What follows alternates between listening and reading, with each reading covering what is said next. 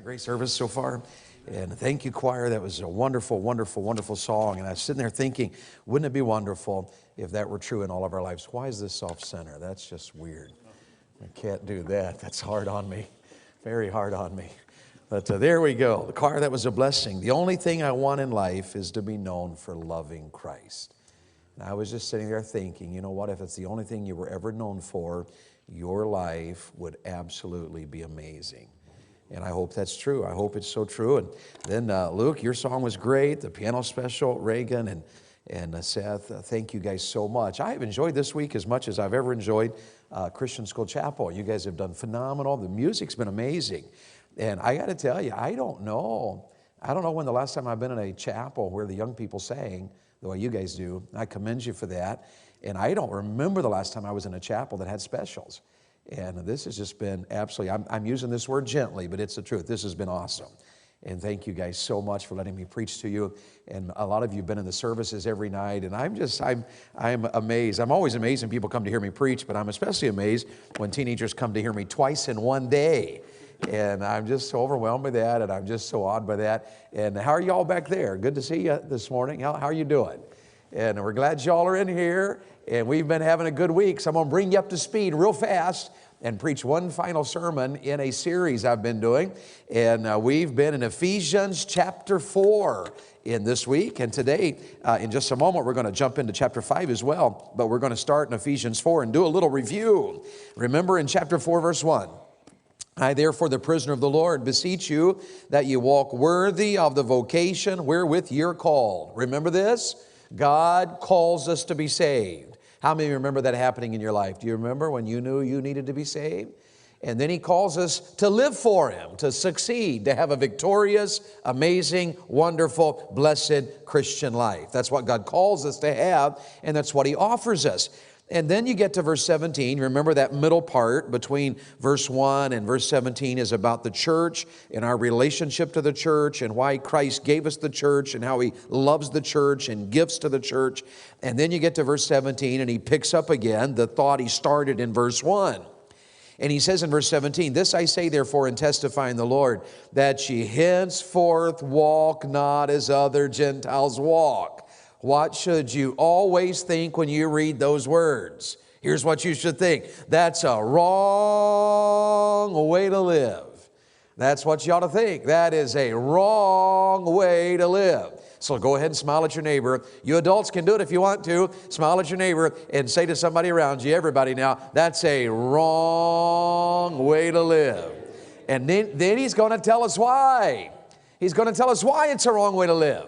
And He tells us in verse 17, because the Gentiles walk in the vanity of their mind, number one, having their understanding darkened, number two, alienated from the life of God, number three, through the ignorance that is in them, number four, because of the blindness of their heart, number five. And we summed it up in 4 statements. Remember them? You remember them? Don't live like the world around you because number one, their thinking is wrong. Their thinking is wrong. That's the absolute truth. The world's thinking is wrong. They will tell you that it doesn't matter how you live. They'll tell you YOLO. They'll tell you that pornography is just harmless entertainment. They will tell you that it doesn't matter what you believe as long as you're sincere. The world's thinking is so wrong. And you got to realize that you will never be what God wants you to be and have the best life He has for you until you confront the fact, I cannot think like the world. So why should I not live that wrong way? Their thinking is wrong. Number two, their understanding is wrong. Number three, their ignorance is wrong. And number four, their heart is wrong. He tells us those 4 things. What does the word ignorant mean? Dumb is the word we use, and it really is. You can look at it in a Bible dictionary. It has many meanings, but what the Bible wants you to know is the world around you, they just do dumb things. So when I say that's a wrong way to live, you could say it like this, that's a dumb way to live. And that's exactly what Paul is trying to say. And you know what's amazing is that here some of you are and you're 13, you're 14, you're 15, you're 16, 17, some of you are 18 perhaps. But you know what the truth of the matter is? The world will say, well, you know, you're just a teenager, so it really doesn't matter. You're just a teenager. But not in the sight of your God. In the sight of your God, you are a life that can make a difference in a world that needs help. And teenagers, what an awesome opportunity you have to live the song you sang today for the cause of Christ, to make a difference. You can't make a difference and you can't have God's blessings in your life if you're going to live the way the world lives. That's what we've been talking about. For you adults in the room, we've been talking about the wrong way to live. And we learned something, that the opposite of wrong is better. Now, it's true that the opposite of wrong is right. But God wants you to know that the opposite of wrong is more than just right. The opposite of wrong is better. I gave the illustration. Remember the illustration? Down at the end of my street is my friend Matt, and he's 11 years old almost, and his daddy doesn't want him, and his mommy doesn't want him, and he's living with his grandparents, and his mom has I don't know how many different guys and 4 or 5 different kids by 4 or 5 different guys, and his uncle's in prison. Now that's a dumb way to live. Honestly, that's a dumb way to live. But you can walk by that house and walk up our street, and you'll pass 1, 2, 3, 4, 5. You'll get to my house. And I just want to tell you, what an awesome way to live. What an awesome way to live. You know, I have one wife. Y'all know that, right? And we're in love. Is that not an awesome way to live? Like, I'm 50 years old and I'm in love. I'll be 50 on my birthday. And I'm in love. I date my wife every week. Isn't that the coolest thing in the world? I go on dates. I'm 50 years old and I got a date. All is well. I'm madly in love. She loves me. It's the most amazing thing in the world. My wife just thinks I'm amazing. She will say things like, hello, you handsome hunk of man. Who am I to argue with such a brilliant woman? I'm going to argue with her. She's brilliant. She's amazing. What an awesome way to live. Down here's Matt's parents. And his dad's dead because of drugs and alcohol, and his mom doesn't want him. And you can go up the road just a few houses, and you'll find a better way to live. God's way is better. Don't let the world tell you, oh my word, Christianity, oh my word, it's so boring. And you just, oh wow, here I get Christianity. I'm just telling you, it's a better way to live. I got peace, I got joy, I got victory, I got a wife, and I'm madly in love, and I'm just telling you, it's a great way to live. I got 5 great kids. I love being a daddy. I just thank God for my family. Abby, my oldest, daddy's girl, well, she was. Now she's married, so she's David's girl, and I'm okay with that. I'm good with that. I like David, and Nick knows David. We all like David, don't we? David's just a likable guy. And I'm glad, when I married them, I got to walk her down the aisle.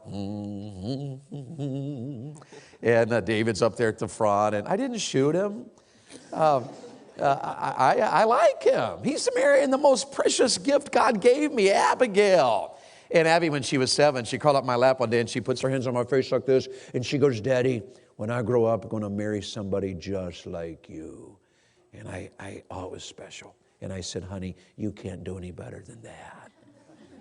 Because I love her. That's Daddy's girl. And yet, I this summer walked down that aisle, and she was so beautiful.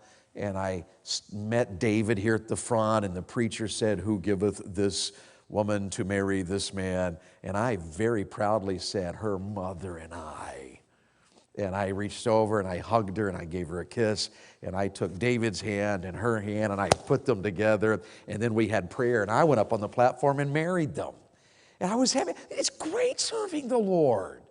It doesn't mean life is always easy. It doesn't mean you won't go through battles. It doesn't mean you won't have dark times in your life. It doesn't mean you will never have anything go wrong in your life, but I'm telling you, it's a better way to live.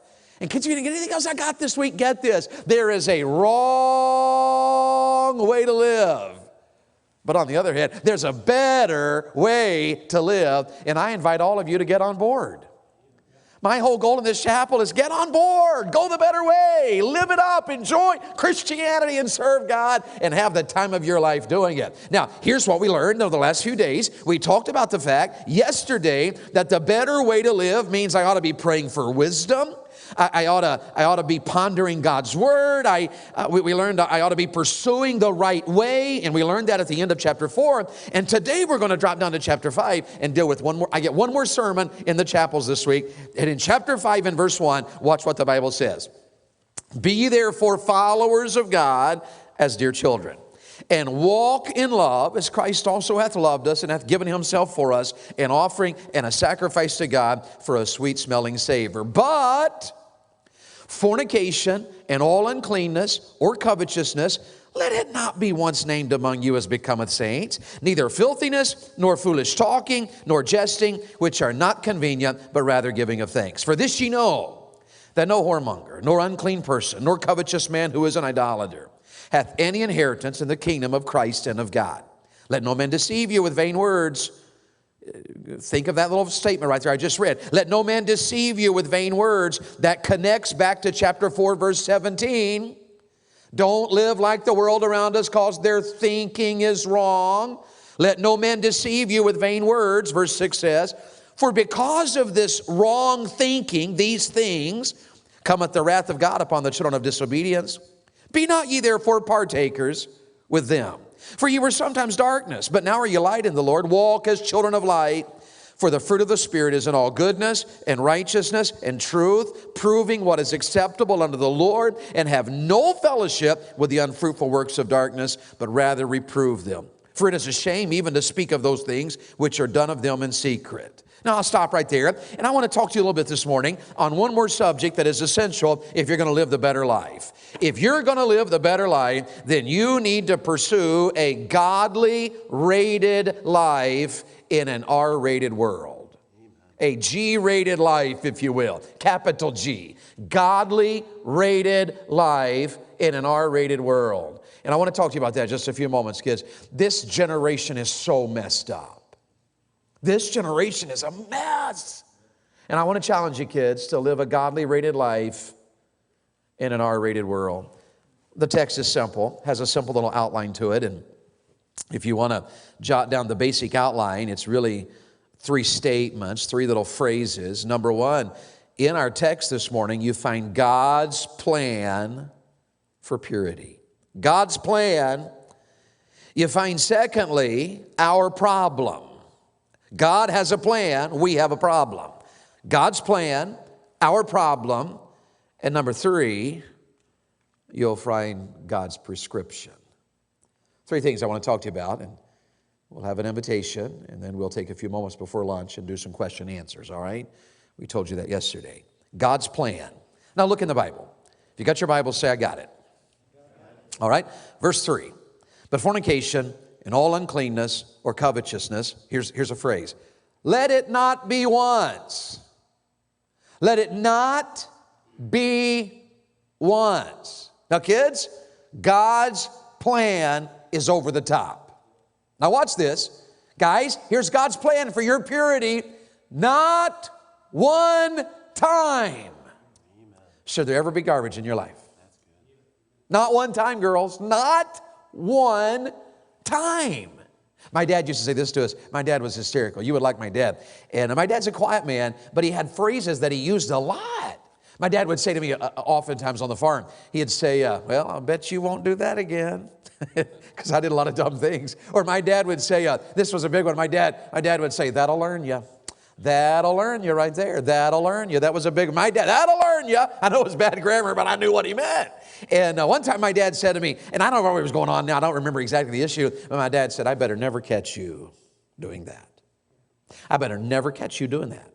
Better never catch you doing that. My dad was a quiet man, but he would have killed me in the name of Jesus, and I would have met God if he'd have caught me doing that. That's really what he was trying to say. I better never catch you doing that. Now here's God's standard. God's standard is astronomical, kids.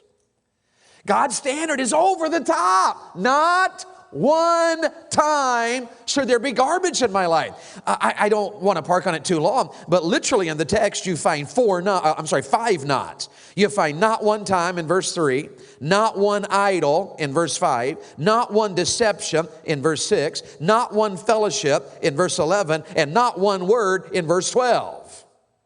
There's a lot of knots in there. This is God's standard. This is God's plan for your life. Not one time, not one idol, not one deception, not one fellowship, and not one word. How many of you agree? How many of you agree? Are you listening? How many of you agree?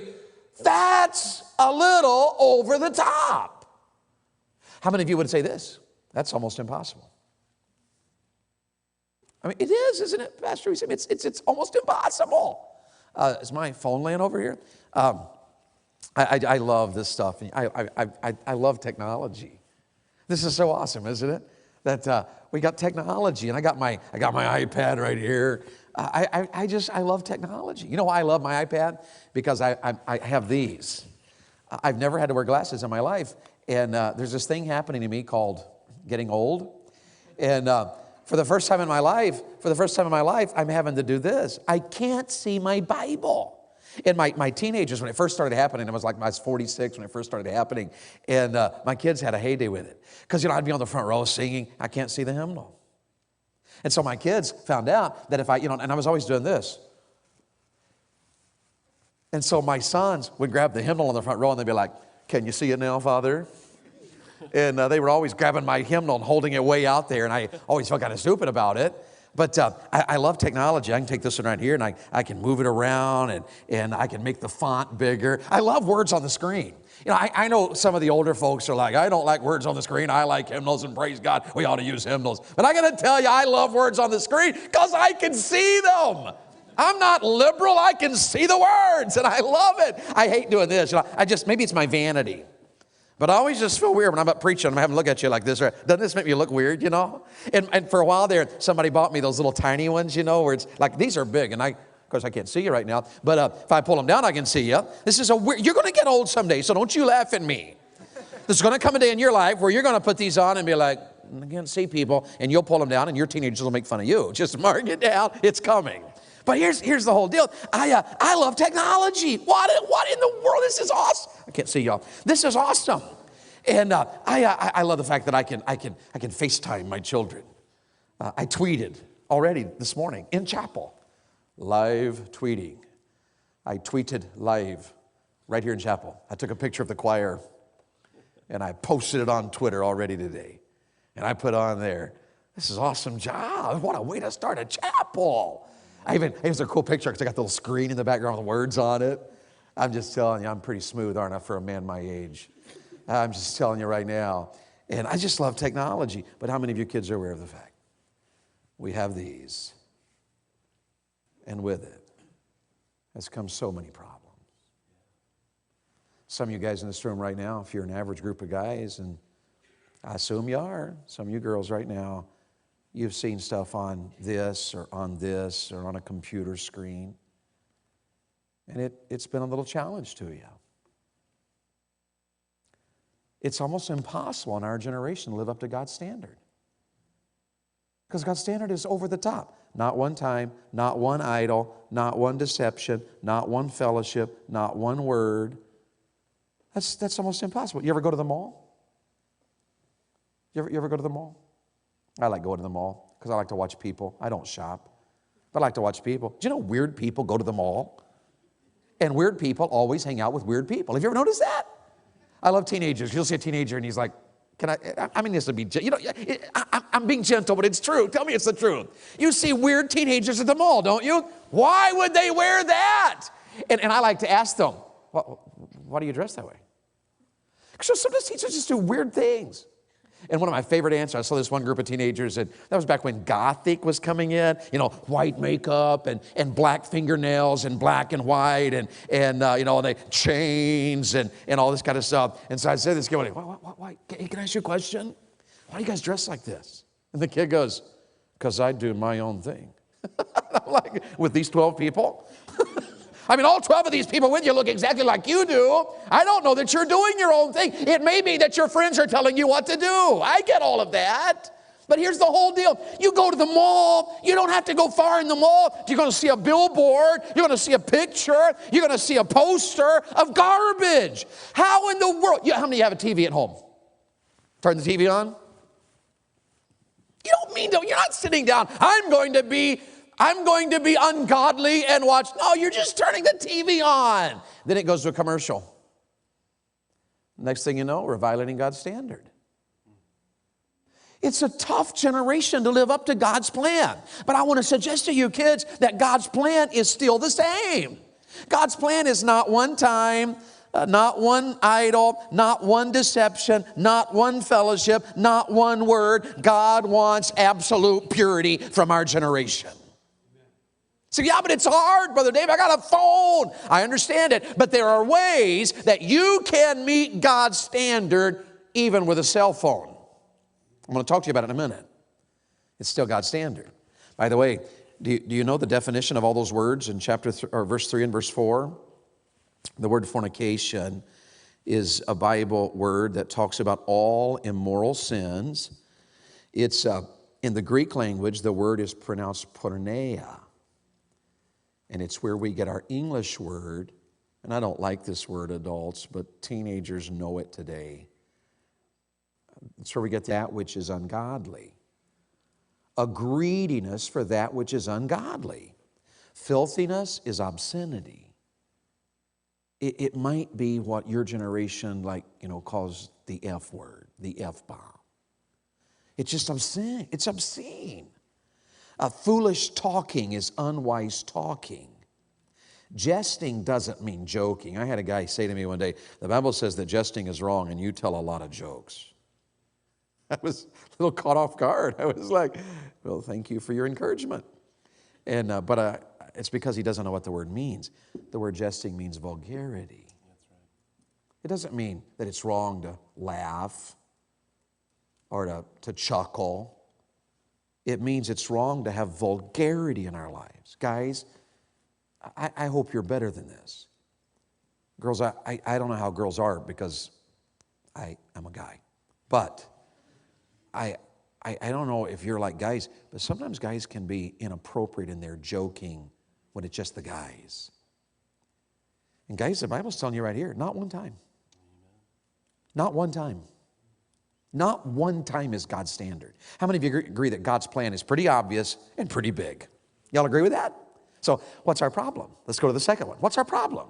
Here's God's plan. It's in the text, and God's plan is just laid out for us there. But what's our problem? We have three problems based on this text. Number one, we have a problem of lust. That's why he says, be on guard about fornication and uncleanness and so forth. There's a problem of lust.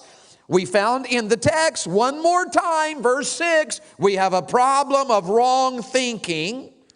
And we found in verse 7, be not ye therefore partakers with them, lets us know that we have a problem of being influenced by the lifestyles around us. Teenagers, there's three things you've got to do if you're going to live a better life than the world around you. Number one, you got to recognize that lust is a major problem.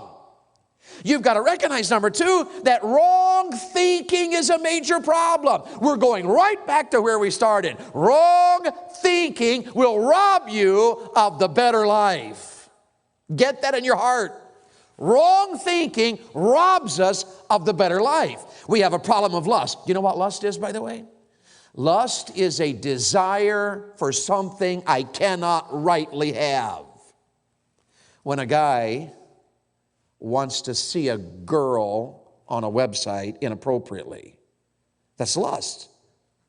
Because he's wanting to look at something that's not his to look at. He's wanting something he can't have. Girls, that can also apply to you. It's a different connotation sometimes for girls than it is for guys. But lust is not just a guy problem. It's a girl problem because even a girl can desire something she can't rightly have. So you got to chew that over. Lust is a problem in all of our lives. It's an easy thing to be a teenager and desire to see stuff that you should not see. That's lust. I have no right to look at that person's body. I have no right to read that story, that little inside story, and get a little picture in my mind of something inappropriate. That is all summed up in the word lust. We have a problem with lust, and we have a problem with wrong thinking. Have you ever do you remember? We talked about this wrong thinking. Things like pornography is harmless. It's wrong thinking. It's terrible thinking. Well, it's okay as long as we love each other. So it's okay as long as we love each other. We can make out as long as we love each other. It's wrong thinking.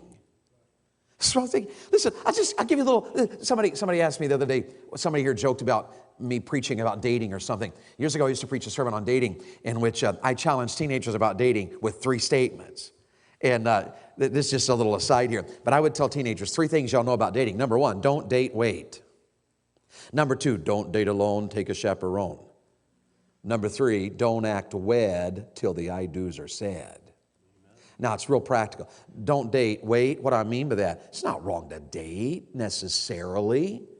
But if you're 13 years old, you're not ready for marriage. So you don't need a boyfriend, girls. So you're 13 years old, son, you can't even make your bed, let alone take care of a wife.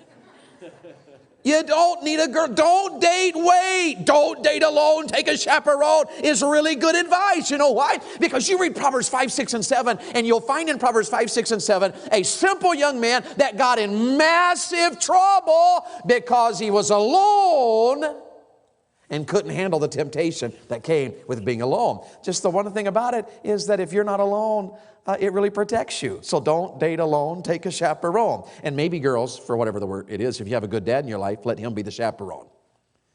Because he will kill that guy in the name of Jesus if he's inappropriate. And that'll protect you and help him, and it'll be a blessing to you, okay? And then my third thing there is don't act wed till the I-do's are said. Isn't that a good, you could almost wrap that. It's got that little, don't date, wait, don't date alone, take a chaperone. You know, okay, I'm not going to do any further than that, but just so you got the idea there, I want you to get it in your heart, and I want you to remember it. All right? So don't act wed till the I-do's are said. Let me ask you a question, kids. Nobody here but us. Talk to me just a minute. Is it wrong for a guy and a girl to hold hands? Talk to me. Talk to me. It's not a tricky question. Just be straight up. Just flat out straight up. Is it wrong? Yes or no? Not necessarily. Like for instance, if I did this, let's do the other hand. Is that wrong? I just touched her hand. We shake hands all the time in church. So is it the, oh my goodness, Brother Young shook hands with her. Oh my word. That'd be dumb, wouldn't it? So is it wrong for a guy and a girl necessarily to hold hands? Not necessarily. But is holding hands a big deal? Answer yes or no. Is holding hands a big deal? Here's what teens say to me sometimes. No, not really. Oh, really? Holding hands is no big deal. What would you think if you saw, say, me and Brother Nick holding hands on our way to lunch today? Because here's what teens like, it's no big, holding hands is no big deal. All right, Brother Nick, here we go. Let's go. We'll skip to lunch today. You'd think, what are they doing? That's awkward. Because you know why you would think that? Because whether we joke about it or not, the fact of the matter is it is kind of a big deal. I hold hands with my wife. Oh, yes, I do. I hold her hand, especially if we're shopping, because if I turn loose, she buys. So I hold hands with my wife. Yes, I do. That's my baby doll. So there's so special about it. It's not the end of the world if a guy and a girl hold hands, but it's a bigger deal than we like to admit. That's right. So don't act wed till the I-do's are said. There'll come a day. Don't kiss and make out. You're not married. There'll come a day you'll say, I do. And so do. You say, I do. Then, embarrass the crowd. Oh, yes, I've waited a long time to kiss you, baby doll. And give her a 30-second kiss. Make it good. Make it to the point that the crowd reacts. It's your wedding. Kiss her till the crowd reacts. The crowd, okay, get a cave. All right. So this is simple. Our problem is in our generation, our thinking is wrong. We think, well, I'm just 15 years old and I'm going to die single if I don't have a girlfriend, so I got to get a girlfriend. Son, you're not old enough to get married. So here's a little piece of advice, guys. Just like all the girls. All of them. Like them all. Girls, here's a little piece of advice. Like them all. Just like all the guys. Just like, I like them all.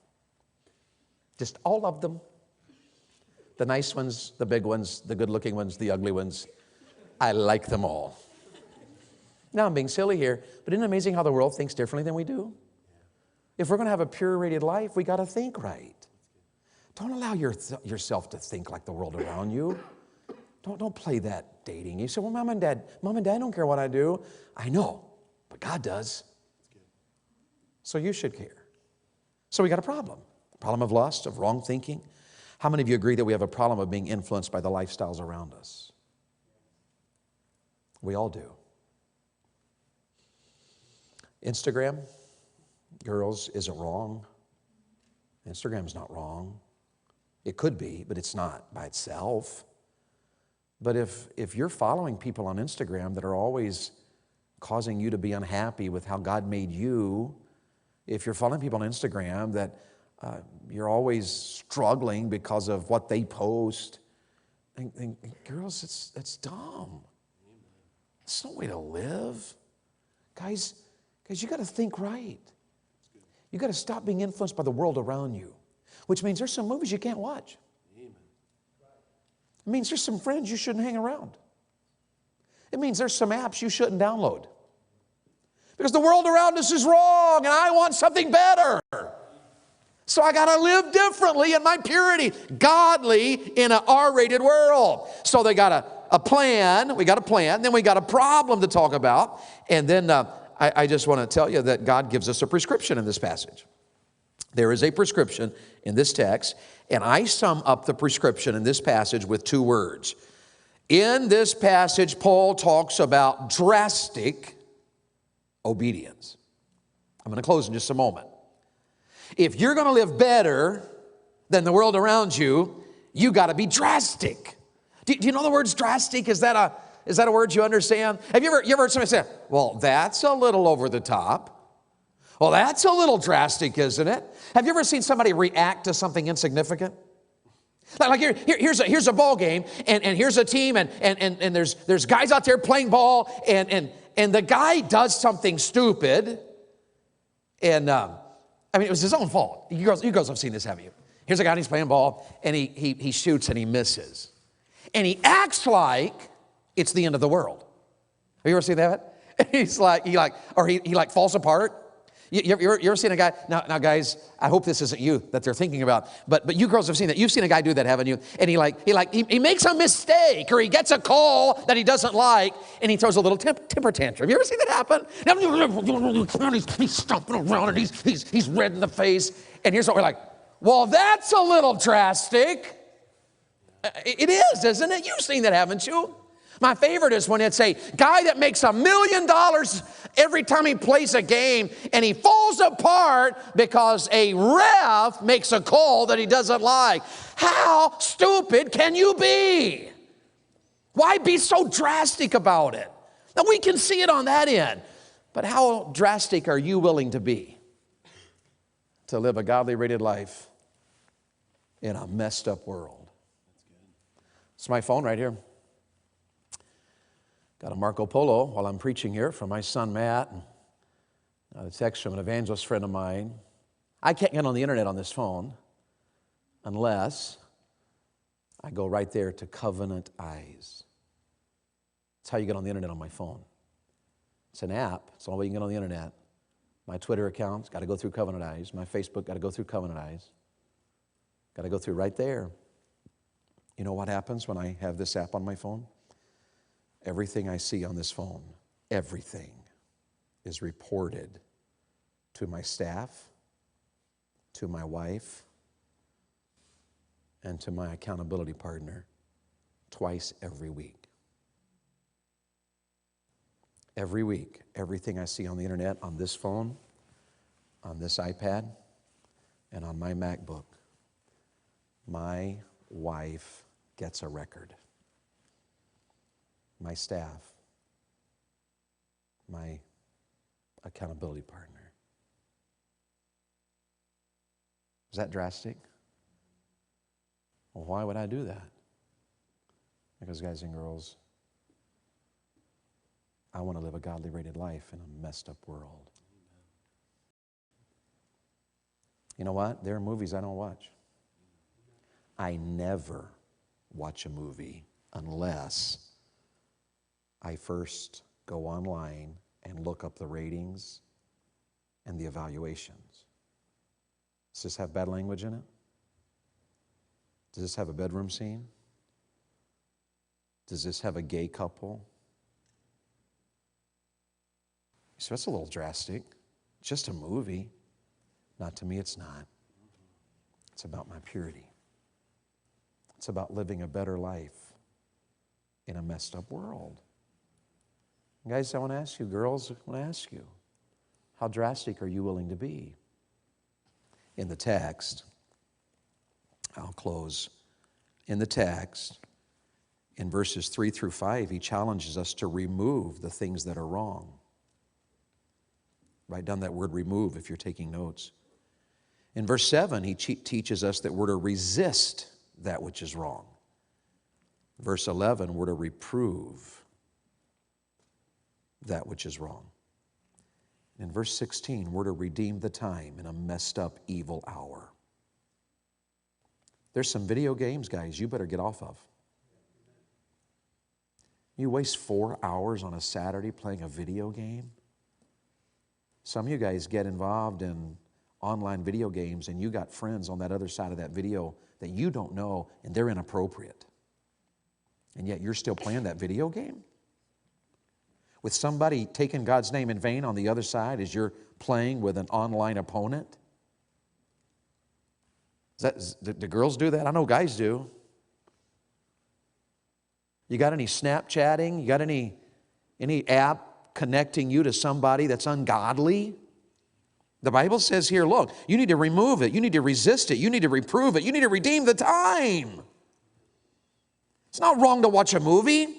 But if you're watching a movie that's full of garbage, kids, you're not living a godly rated life in an R-rated world. You're living like the world. And you'll get what they get. And listen to me, that's a wrong way to live. But God has a better plan. How drastic are you willing to be? You ever heard about what Jesus said? Jesus said, if your hand causes you to sin, go ahead and cut it off. Well, that's a little drastic. If your foot causes you to sin, chop it off. Well, that's over the top. If your eye causes you to sin, reach in there and pull it out. That's a little drastic. I'm like, wow. I mean, wow. That would be awkward, wouldn't it? So what's Jesus trying to say? You better get serious about protecting your life from the garbage heap of this world. And the world is not on your side. Sometimes your moms and dads aren't on your side.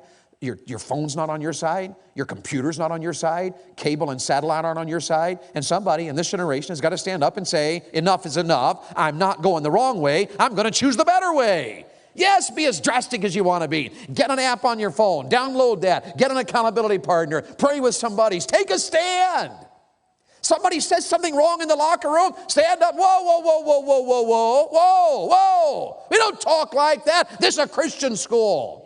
Somebody tries to show you something, you take your fist perpendicular to the ground. You that weren't here yesterday, that means nothing to you. I'm sorry. That's a whole illustration yesterday. That computer's a problem to you. Take your axe. Okay, maybe not. Don't you go home and say, Brother David told me to. Don't you do that. Take it and give it to your daddy. Say, Dad, this is a problem in my life. You could survive without a computer. You can survive without a phone. You could survive without the internet. You could survive if you never saw another movie ever again in your life. But you cannot have the better way without purity. And so by God's grace and God's help, embrace it. Embrace it. Embrace it. Go all out. Live a clean life. Live a clean life. Clean is important, isn't it? I like clean, don't you? How many of y'all like clean toothbrush? Don't you like a clean toothbrush? I spoke recently at a couples conference and they put this cartoon on the screen. And this old man says to his wife in the cartoon, he says, you and I have had issues through the years, but you have never gotten angry when we've had our issues. Why not? She said, well, because every time I felt myself getting angry, I just went and cleaned the bathroom. He said, well, how did that help? She said, I used your toothbrush. That's pretty bad, isn't it? That's like gross. How sick can you be? Clean is important. And kids, I want to promise you something. If you'll live a clean life, it's a better way to live. It's an awesome way to live. It's a wonderful way to live. It brings victory and peace and joy and favor. Don't go the wrong way. 2 things I've tried to teach you this week. There's a wrong way way to live, and there's a better way to live. And I hope you'll make the right choice.